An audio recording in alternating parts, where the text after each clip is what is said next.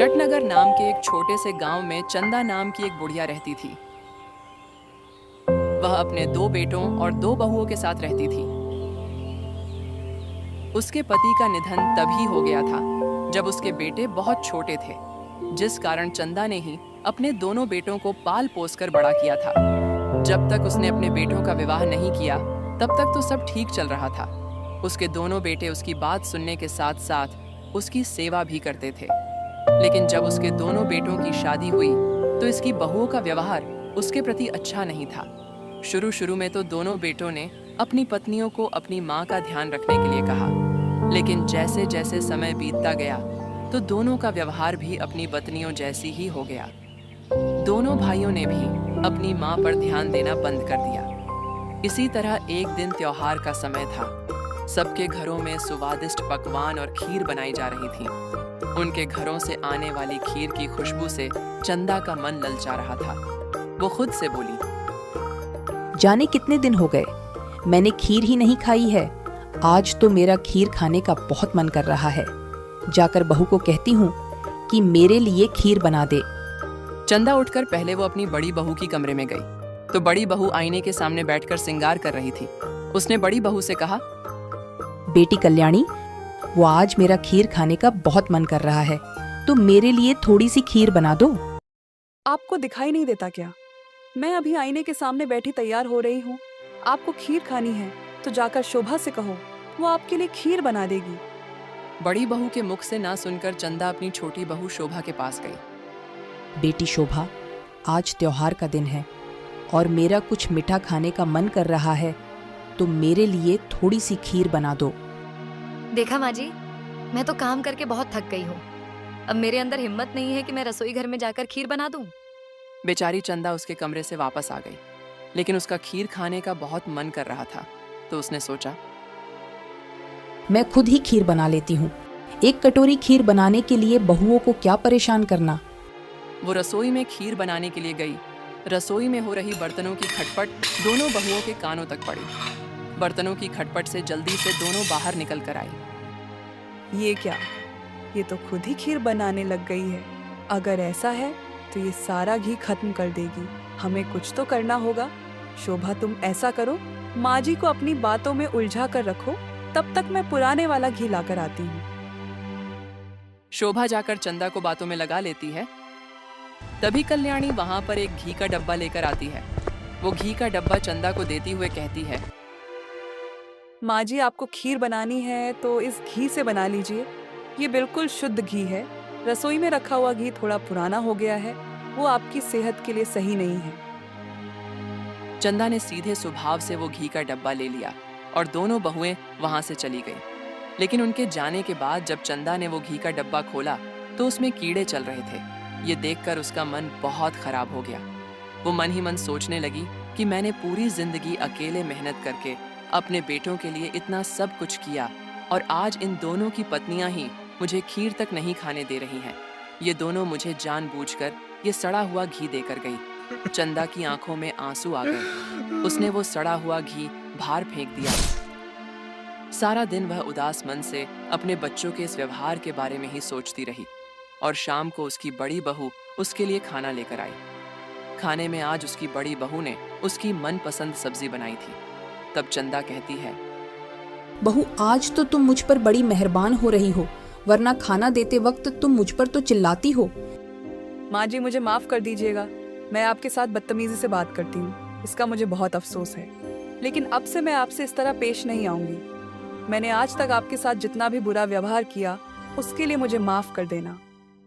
चंदा को अपनी बड़ी बहू का व्यवहार आज कुछ अजीब सा लगा। उसने जैसे ही रोटी का एक टुकड़ा तोड़ा तो वह उसके हाथ से नीचे गिर गया। तभी वहां एक चूहा बहुत देर से घूम रहा था। उसने जैसे ही वहां पर रोटी का टुकड़ा रखा हुआ देखा तो उसे खाने लगा, लेकिन खाते खाते वो चूहा वहीं पर गिर पड़ा। ये देखकर चंदा समझ गई कि उसकी बहू ने उसके खाने में जहर मिलाया था। ये देखकर वो बहुत दुखी हो जाती है। उसने जिन बच्चों के लिए अपना पूरा जीवन न्यौछावर कर दिया था, आज वही बच्चे उसे मार डालना चाहते हैं। चंदा ने सोचा कि बड़ी बहू के अनुसार तो मैंने खाना खा लिया होगा और उसके अनुसार मुझे बेहोश होने का अभिनय करना चाहिए। नहीं तो उसे शक हो जाएगा। वह जोर जोर से कराने लगी। बड़ी बहू को लगा कि उसका काम हो गया। तभी वे चारों वहां पर आए गए। छोटे बेटे जगत ने कहा, क्या हुआ माँ, तुम इस तरह चिल्ला क्यों रही हो? बेटा, मेरे पेट में बहुत दर्द हो रहा है, जरा डॉक्टर को बुला दो। बड़ी बहू ने मन ही मन सोचा, चाहे अब किसी भी डॉक्टर को बुला लो, लेकिन अब ये कभी ठीक नहीं होगी। ये तो अब सीधा परलोक ही पधारेगी, और एक बार ये परलोक पधार गई तो इन दोनों को भी मैं रास्ते से हटा दूंगी। जगत ने डॉक्टर को बुलाया। डॉक्टर जी ने आकर चंदा को दवाई दी और कहा, घबराने वाली कोई बात नहीं है, मैंने कुछ दवाइयाँ दे दिया हूँ तो इन्हें आराम आ जाएगा। लेकिन हाँ, इनके खाने पीने का जरा ध्यान रखा करो। इनके शरीर में बहुत ज्यादा कमजोरी है, तो इन्हें दिन में 2 समय दूध पीने के लिए दो। दोनों बहुओं ने मन ही मन सोचा, अगर इसे दोनों समय दूध पीने के लिए दिया तो हमारा तो भट्टा ही बैठ जाएगा। बड़ी बहू सोचने लगी, ये तो बड़ी तगड़ी बुढ़िया है, इतने सारे जहर से भी नहीं मरी। अगले दिन छोटी बहू ने चंदा के लिए दूध गर्म किया और सोचने लगी, यही सही वक्त है, इसे चूहे मारने वाली दवाई दे देती हूँ और काम तमाम कर देती हूँ। इस समय यह वैसे भी बीमार है, किसी को मुझ पर सब नहीं होगा। वह चूहे मारने वाली दवाई मिला हुआ दूध लेकर चंदा के कमरे में गई। उसने बिस्तर के बगल में दूध का गिलास रखा और बोली, माँ जी, दूध को ध्यान से पी लेना, भूल मत जाना। डॉक्टर ने कहा है ना कि आपको 2 समय दूध दिया जाए। चंदा समझ गई कि इस दूध में भी जरूर कोई ना कोई झोल है, जो बहू मुझे खाने के लिए कीड़े पड़े वाला घी दे सकती है। वो मुझे दूध पीने के लिए कहाँ से देगी? चंदा ने दूध को अपने कमरे की खिड़की के बाहर लगे पौधे में डाल दिया तो पौधा बिल्कुल मुरझा गया। वह समझ गई कि इसके अंदर जहर था। वो हर बार ये सोचकर रोती थी कि उसने अपने बच्चों के लिए इतना सब कमाया, इतनी मेहनत की, और अब वो बच्चे उसे जीते हुए भी नहीं देखना चाहते हैं। अब चंदा ने ठान लिया कि वो उनसे बदला जरूर लेगी। उसने खुद से कहा कि अभी तो मुझे पेट दर्द का बहाना भी करना है। छोटी बहू मुझे जहर वाला दूध जो देकर गई थी, वो दर्द के मारे जोर जोर से कराने लगे। दूध में जहर मिलाने वाली बात छोटी बहू के साथ साथ छोटा बेटा भी जानता था, और वो भी इस सब में शामिल था। उसके दोनों बहू बेटे जल्दी से दौड़ कर आए और पूछने लगे, अब क्या हो गया माँ? जल्दी से वैद्य जी को बुला दो बेटा, मेरे पेट में फिर से बहुत दर्द हो रहा है। महेश जल्दी से वैद्य जी को बुलाने गया। तभी छोटी बहू और छोटे बेटे ने मन ही मन में सोचा, चाहे अब किसी को भी बुला लो, लेकिन अब तुम नहीं बचने वाली, और एक बार तुम चल बसी तो फिर बड़े भैया और बड़ी भाभी को भी हम ठिकाने लगा देंगे और सारी जमीन जायदाद के मालिक बन जाएंगे। कुछ देर बाद वैद्य जी वहां पर आए और उन्होंने फिर से चंदा की जांच की। उन्होंने चंदा को कुछ जड़ी बूटियां दी और वहां से जाने लगे। तभी चंदा ने वैद्य जी को रुकते हुए कहा, रुकिए वैद्य जी, आप 2 दिन से मेरा उपचार कर रहे हैं और आपने मेरे घर की एक प्याली चाय भी नहीं पी। आज तो आपको चाय पिए बिना नहीं जाने दूंगी। बेटी कल्याणी और शोभा, जरा तुम दोनों जाकर वैद्य जी के लिए चाय बना दो, और बेटा तुम दोनों जाकर वैद्य जी के लिए समोसे और जलेबियां ले आओ। नहीं नहीं चंदा बहन, मुझे किसी चाय समोसे या जलेबियों की जरूरत नहीं है। मैं तो अपने घर से खाना खाकर आया हूँ। लेकिन चंदा के विनती करने पर वो मान गए। जैसे ही उसके बहू बेटे चाय नाश्ते के लिए वहां से गए, तभी चंदा ने वैद्य जी को सारी बात बता दी। ये तो बड़ी ही दुखद बात है चंदा बहन, परंतु तुम चिंता मत करो। तुम्हारे बच्चे कुछ ज्यादा ही चतुराई से चल रहे हैं, तो हम भी नहले पर दहले की चाल चलेंगे। कुछ देर बाद उसके बहू बेटे वैद्य जी के लिए चाय, समोसे और जलेबियां लेकर आए। वैद्य जी ने सब कुछ थोड़ा थोड़ा चखा और अपने घर चले गए। छोटी बहू और छोटे बेटे ने सोचा कि माँ तो बहुत तगड़ी है, जहर से भी नहीं मरी, अब तो इसे ऊपर वाला ही उठाएगा, तब तक हमें ही इसे भुगतना पड़ेगा।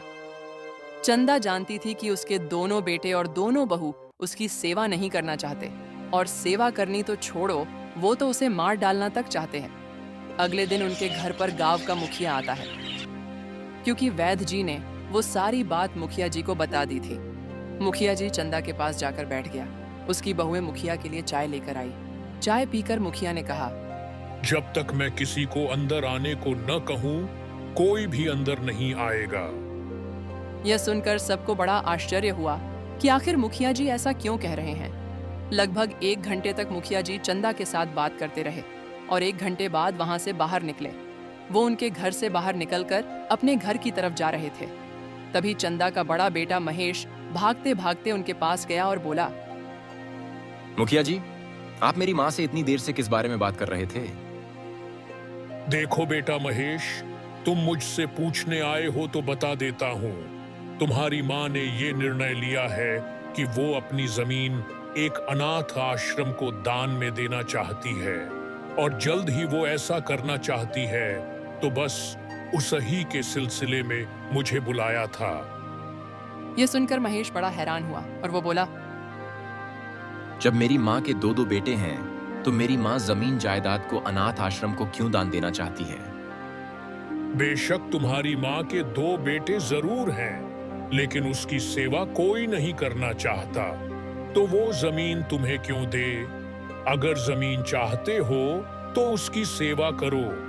अपने छोटे भाई से ज्यादा अपनी माँ की सेवा करोगे तो सारी जमीन तुम्हें मिल जाएगी। थोड़ी देर बाद मुखिया जी अपने घर जा पहुंचा। कुछ देर बाद जगत भी उसके पास आ पहुंचा और पूछने लगा, मुखिया जी, आपने इतनी देर से मेरी माँ से क्या बात की थी? मुखिया ने उससे भी वही बात बता दी जो महेश को बताई थी। दोनों को जैसे ही बात पता चली तो दोनों ने जाकर ये बात अपनी अपनी पत्नियों को बताई। तो अगले ही दिन से दोनों बहुएं और दोनों बेटे अपनी माँ की सेवा में लग गए। बादाम वाला दूध गर्म करके देते थे, सर में तेल डालती, तेल से उसकी मालिश करती। दोनों मन ही मन सोचती थीं कि ये चाहे माँ जी की कितनी भी सेवा कर ले, लेकिन जमीन तो मैं ही लेकर रहूंगी। इस चक्कर में दोनों एक दूसरे से ज्यादा सास की सेवा करने की कोशिश करती। जब महेश उसके पैर दबाने आता तो चंदा कहती कि तू मेरा बहुत लायक बेटा है, मेरी कितनी सेवा करता है, और कल्याणी बहू भी मेरी बहुत सेवा करती है और मेरा बहुत ध्यान रखती है। मैंने तो ठान लिया है कि मैं मरने से पहले अपनी सारे जमीन जायदाद तुम दोनों के ही नाम करूंगी। और जब रात को उसका छोटा बेटा उसके लिए दूध लेकर आता तो वो कहती कि तू और शोभा बहू ही मेरे लायक बच्चे हो, वरना बड़ा बेटा और बहू तो मेरी बिल्कुल भी सेवा नहीं करते हैं। इसलिए मैंने ये फैसला कर लिया है कि मरने से पहले मैं अपनी सारे जमीन तेरे ही नाम करूंगी। अब दोनों भाइयों के मन में यही बात चलती कि माँ तो जमीन मेरे ही नाम करेगी। इसी तरह कुछ समय बीत जाता है और 5 बरस गुजर जाने पर एक रात चंदा की तबीयत खराब हुई और वो चल बसी। चंदा ने मरने से पहले अपने बड़े बेटे से कहा था कि मैंने अपनी सारी जायदाद तेरे नाम कर दी है और उसकी वसीयत मुखिया जी के पास है, मेरे मरने के बाद उनसे वो ले लेना।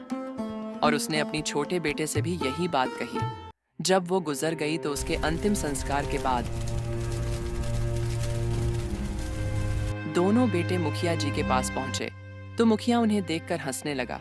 तो बड़े बेटे ने पूछा, आप हंस क्यों रहे हो मुखिया जी?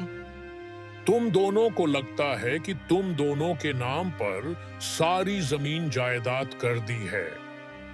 जगत सोचता है कि सारी जमीन मेरी है और बड़ा सोचता है कि सारी जमीन मेरी है। तुम्हारी माँ ने आज से 5 साल पहले ही अपनी जमीन की वसीयत बनवा ली थी और उसमें लिखा था कि जब मेरी मृत्यु होगी तो मेरी सारी जमीन जायदाद को अनाथ आश्रम को दान कर दिया जाए। तुम्हें लगा कि तुम्हारी माँ को कुछ पता नहीं लगा। जरा सोचो, उस बेचारी ने तुम्हारे पिता की मृत्यु के बाद कितनी मेहनत से तुम्हें पाल पोस कर बड़ा किया, धन कमाकर जमीन जायदाद जमा की, और तुम लोग उसे 2 वक्त की रोटी तक इज्जत से नहीं दे पाए।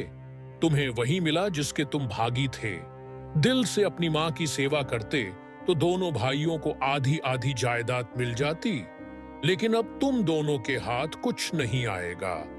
सारी जमीन अब अनाथ आश्रम की हो चुकी है। इसलिए अपना सामान बांधो और जितनी जल्दी हो कोई जगह ढूंढ लो। दोनों भाइयों को अपनी करनी पर बहुत पछतावा होता है। वो जाकर जब ये सब अपनी पत्नियों को बताते हैं तो वो भी अपना सर पकड़कर बैठ जाती है। लेकिन अब उन लोगों के पास पछतावा करने के सिवाय और कुछ नहीं बचा था। उन सब ने अपनी माँ के साथ चतुराई करने की कोशिश की, लेकिन अंत में माँ की चतुराई ने सबकी खाट खड़ी कर दी और सबको अपनी कर्मों की अच्छी सजा दी।